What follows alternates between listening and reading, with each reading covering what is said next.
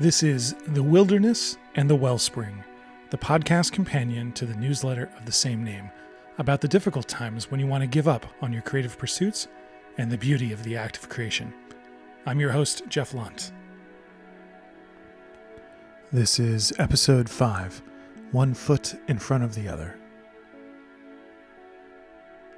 Hey there, podcast listeners.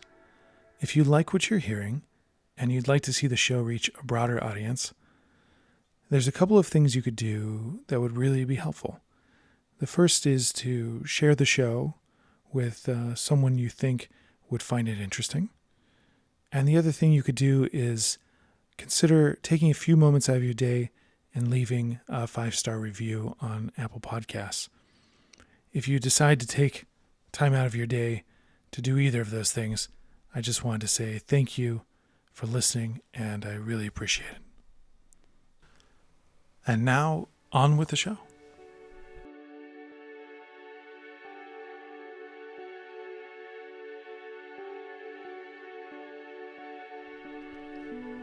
Have you ever quit doing something that you really wanted to do, maybe out of self-doubt or fear?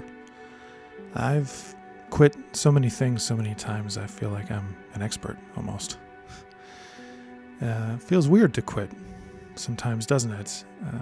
It can also feel sad or liberating sometimes. Sometimes the thing that you've committed to feels like this self-imposed pressure, and then you're not meeting your own expectations for what you're going to do with that thing, and then there's a feeling of relief when you stop doing it, similar to what it feels like to cancel plans that maybe you overcommitted to. But in my case, there's also like a sadness, like an emptiness, like, oh, yes, I was feeling the pressure and I needed to have some kind of relief, but I also wanted to actually keep doing that thing. I wanted to get the reward that was at the end of that effort. And for me, that's where the sadness sometimes comes from. I think after coming to the realization, facing the reality that I wasn't nearly as good at my creative pursuits when I was younger as I wanted to be, I fell into what we know today as imposter syndrome. This persistent feeling that I wasn't good enough, which in the short term counterintuitively kind of drives you to work harder than you ever have in your entire life. But then you put so much pressure on yourself that, at least in my case, you end up giving up.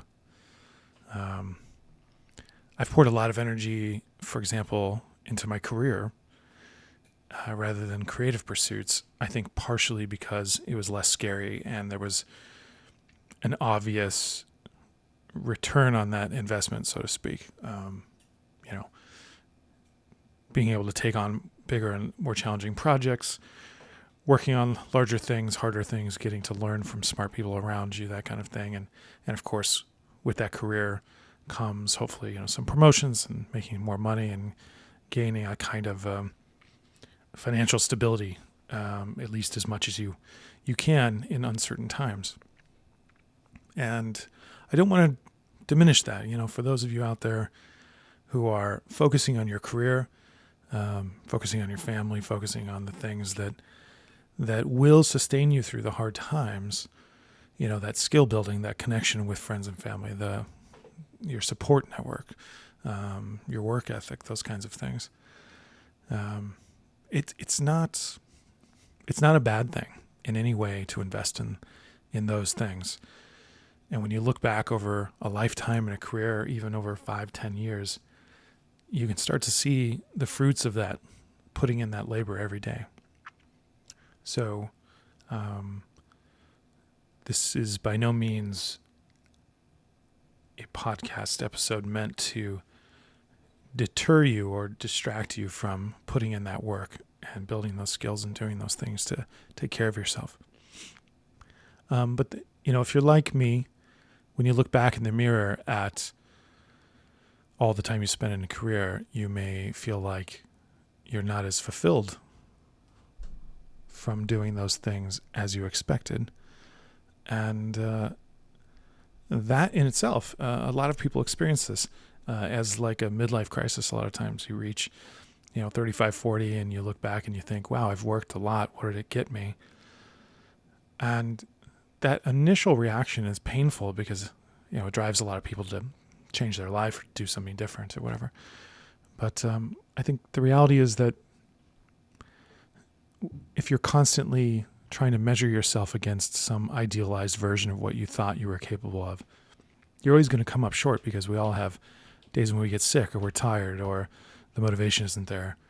And no amount of, listening to music to hype you up or listening to self-help books or any of that is going to help you over it. And it's okay to just accept where you are.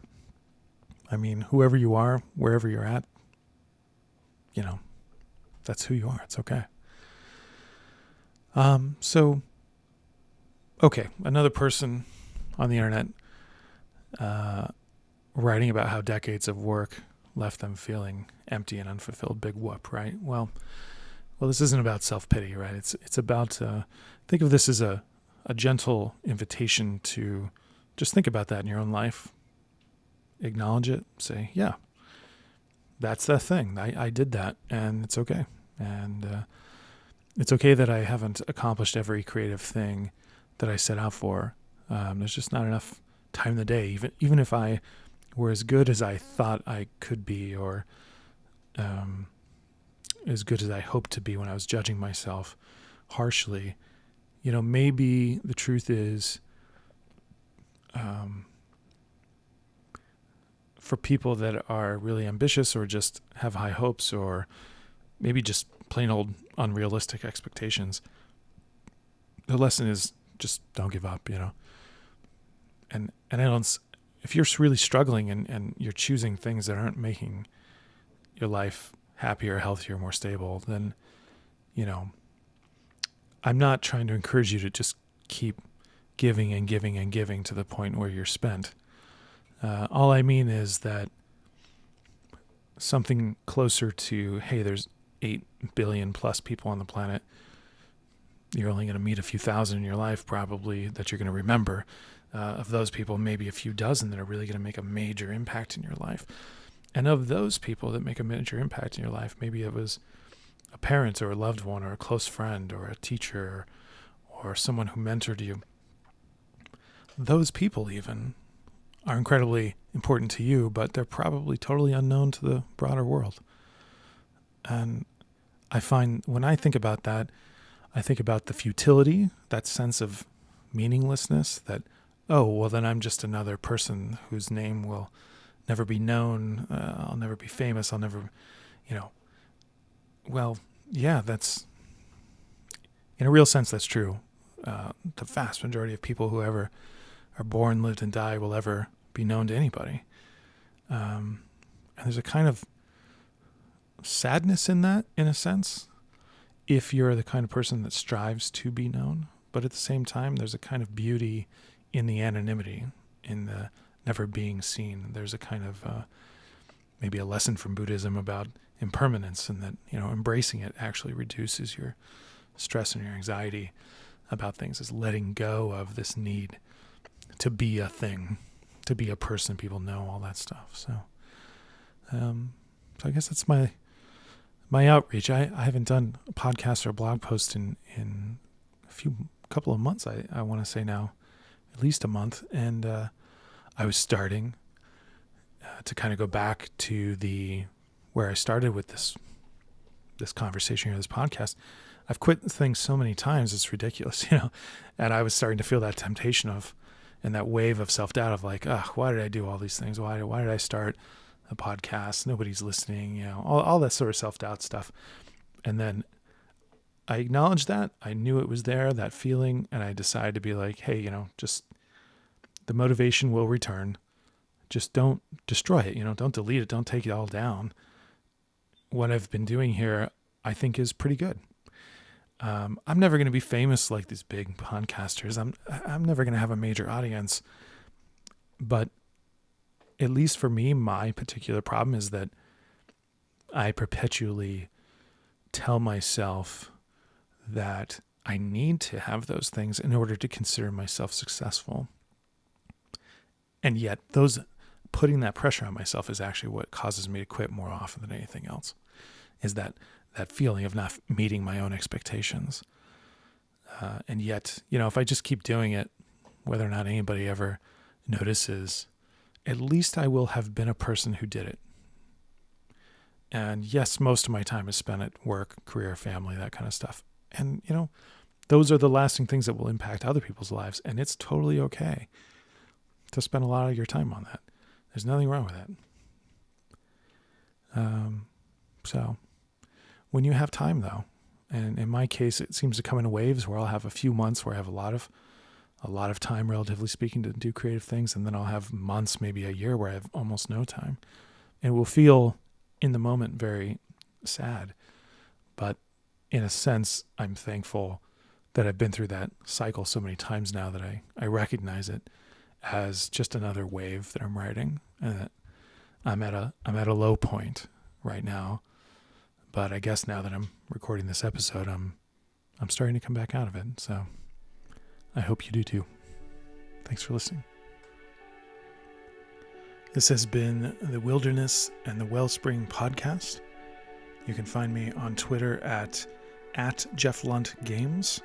It's because my creative pursuits are creating indie games on the side. You can also share this podcast and blog with anyone you know that might find it interesting.